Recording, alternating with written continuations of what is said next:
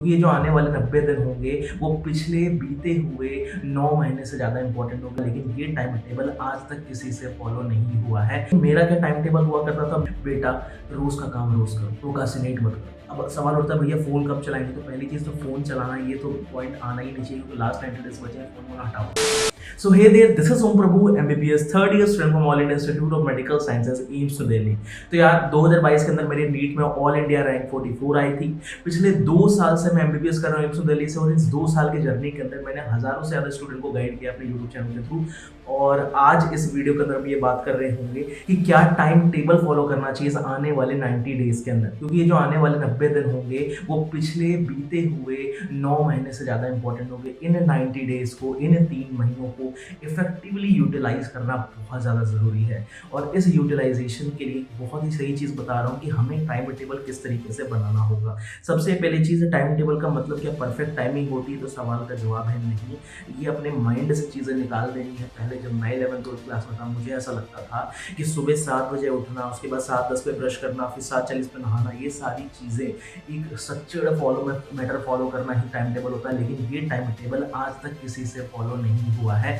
तुम्हें क्या करना है, अपना स्ट्रक्चर कर लेना है डे को। डे को स्ट्रक्चर करने का मतलब क्या होता है? डे स्ट्रक्चर करने का मतलब होता है कि तुम्हें पता होना चाहिए सोने का टाइम क्या है, उठने का टाइम क्या है, खाने का टाइम क्या है।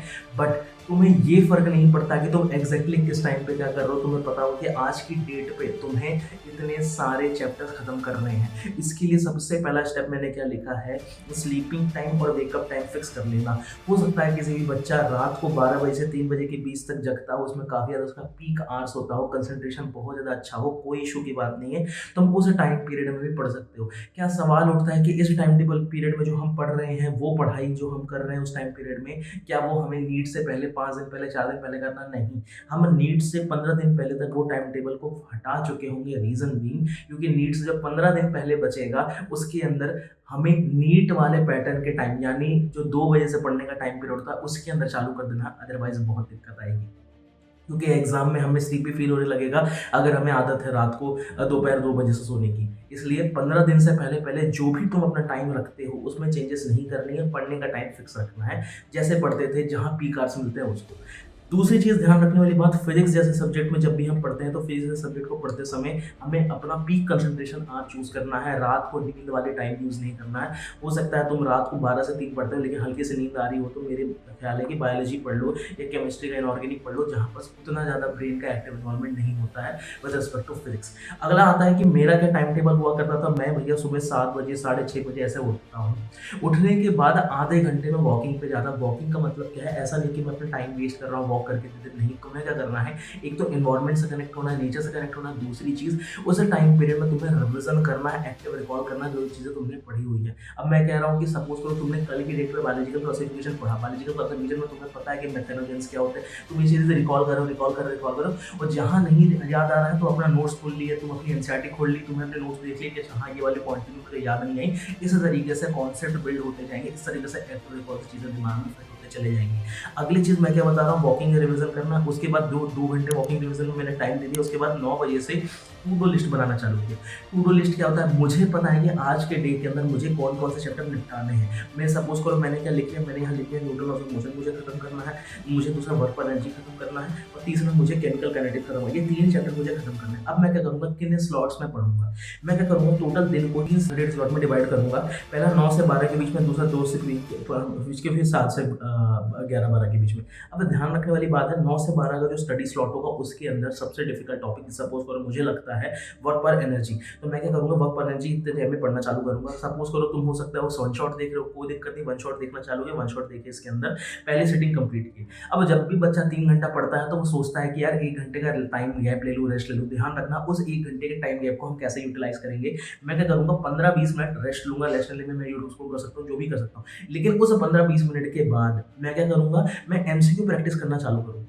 मैं एमसीक्यू सॉल्व करना चालू करूँगा, मैं टाइमर लगा लूँगा 45 मिनट, जितने क्वेश्चन सॉल्व हो पाता है मेरे से वो सॉल्व कर लूँगा। उससे क्या होगा, एक तो रिलैक्सेशन की फील भी आ जाएगी कि हाँ भैया मैं नई चीज़ पढ़ नहीं रहा हूँ, क्योंकि दिमाग ज़्यादा यूज़ तब होता है जब हम नई चीज़ पढ़ते हैं। सपोज़ करो मैं केमिकल एनालिसिस पढ़ रहा हूँ तो मेरा दिमाग बहुत ज़्यादा यूज़ हो रहा है। लेकिन अगर मैं पुराना पढ़ा हुआ है, जैसे बायोलॉजिकल क्लासिफिकेशन की मैं क्वेश्चन एमसीक्यू सॉल्व कर रहा हूँ, तो उसमें मेरा दिमाग यूज़ नहीं होगा। तो वो एक काइंड ऑफ रेस्ट ही हुआ। अगली चीज़ क्या है, मैं अगला सेटिंग में बैठूँगा 2 से 5 बजे के बीच में सेटिंग 2 हो जाएगी, रेस्ट करूँगा, एमसीक्यू करूँगा, उसके बाद 7 से 11 के बीच में सेटिंग 3 हो जाएगी। इस तरीके से मैं चीज़ें कंप्लीट कर रहा हूँ। यही एक प्लानर होगा, मैं पूरे दिन को किस तरीके से टाइम टेबल में डिवाइड किया। अब सवाल उठता है कि रात को अगर सपोज़ करो तुम 12 बजे सो रहे हो, उससे 1 घंटे पहले बहुत ज़्यादा ज़रूरी टाइम है। रीज़न बीइंग कि वो टाइम पीरियड ऐसा टाइम है जिसमें तुम्हें अपने पूरे दिन का रिवीजन करना है। मैं कई बार जा चुका हूँ, बहुत सारे लोगों से बात कर चुका हूँ। मेरे खुद एम्स दिल्ली के अंदर ऐसे प्रोफ़ेसर्स हैं जिन्होंने अपनी एम्स यूजी के अंदर ऑल इंडिया रैंक 1 लाई है, एम्स पीजी के अंदर ऑल इंडिया रैंक 1 लाई है, एमबीबीएस में गोल्ड मेडलिस्ट है। उन सारे प्रोफ़ेसर्स का एक ही सजेशन होता है, बेटा रोज़ का काम रोज़ करो, प्रोक्रास्टिनेट मत करो। रोज़ का काम रोज़ करने का क्या मतलब होता है? रोज़ का काम रोज़ करने का मतलब होता है कि तुम्हें क्या करना है, अगर तुम सुबह से लेकर रात तक 3 चैप्टर पढ़े हो, तो 3 चैप्टर को रिवाइज़ करके सोओगे, उसके पहले नहीं। मैं क्या करूँगा, बायोलॉजिकल क्लासिफिकेशन के एनसीईआरटी के पन्नों को फटाफट से 10 मिनट में निपटा लूँगा। मैं केमिकल काइनेटिक के सारे फॉर्मूले को एक बार ऊपर से देख जाऊँगा सोने से पहले। अगर इस छोटी सी स्टेप को अपने डेली लाइफ रूटीन में ऐड कर दिए, बिलीव मी बहुत ज़्यादा फ़ायदा होने वाला है। डेली करना है। अब 2 टाइप के बच्चे होंगे, जो ऐसे बच्चे होंगे जो रिकॉर्डेड लेक्चर देखते हैं, दूसरे ऐसे बच्चे होंगे जो क्लासेस अटेंड करते हैं। क्लासेस खैर तो अभी इस पॉइंट ऑफ टाइम पे काफ़ी बच्चे नहीं जा रहे, कोचिंग में होने वाले भी नहीं जा रहे। मेरा भी सजेशन है, हाँ, उस क्लास में बैठ करके धीरे-धीरे पढ़ने से अच्छा है यूट्यूब पे वन शॉट देख लो, या तुम्हारे कोचिंग में वन शॉट लेक्चर अवेलेबल वो देख लो और रिवीजन करना स्टार्ट करो, वो कर रहे होगे। अब सवाल उठता है भैया फ़ोन कब चलाएँगे? तो पहली चीज़ तो फ़ोन चलाना ये तो पॉइंट आना ही नहीं चाहिए, क्योंकि लास्ट 90 डेज़ बचे हैं, फ़ोन हटाओ। लेकिन हाँ, फ़ोन चलाओगे, क्योंकि 3 घंटे पढ़ने के बाद कोई भी ऐसा बच्चा एग्ज़िस्ट ही नहीं करता जो सीधे-सीधा पढ़ना चालू करे लगातार 12 घंटे में, नहीं, तुम्हें रेस्ट लेना है। उस रेस्ट वाले पीरियड में मैंने क्या बोला, 15 से 20 मिनट फ़ोन चला लो और बाकी टाइम के अंदर तुम एमसीक्यू प्रैक्टिस कर लो, वो रेस्ट के आवर में इंक्लूड होगा।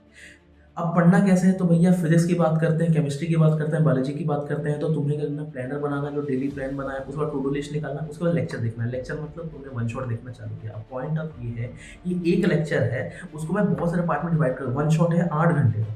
अब मैं 8 घंटे के वन शॉट को एक बार में तो नहीं देखूंगा, मैं L1 में डिवाइड किया, L2 में डिवाइड किया, L3 में डिवाइड किया, L4 में डिवाइड किया। अब मैं क्या करूँगा, L1 देखने के बाद हल्का सा रेस्ट लेके उसके नोट्स को स्टार्टिंग से रिवाइज करूँगा। फिर मैं L3 तक पहुँचूँगा तो फिर मैं यहाँ से रिवाइज़ करूँगा, फिर मैं ऐसे रिवाइज़ करूँ। इससे क्या होगा कि ये जो टॉपिक्स होंगे स्टार्टिंग के, वो ब्रश अप होते जाएंगे, होते जाएंगे, होते जाएंगे। और एक चीज़ को जितनी बार ज़्यादा रिवाइज़ कर लेते हैं, अगली रिवीजन में उतना ही कम टाइम लगता है मेरे भाई। तो इनके लिए रिवीजन टाइम कम होता जाएगा, कम होता जाएगा, कम होता जाएगा, कम होता जाएगा। और ये सब जब तक यहाँ पहुँचोगे तो ये सब चीज़ें रिवाइज़ हो चुकी हैं।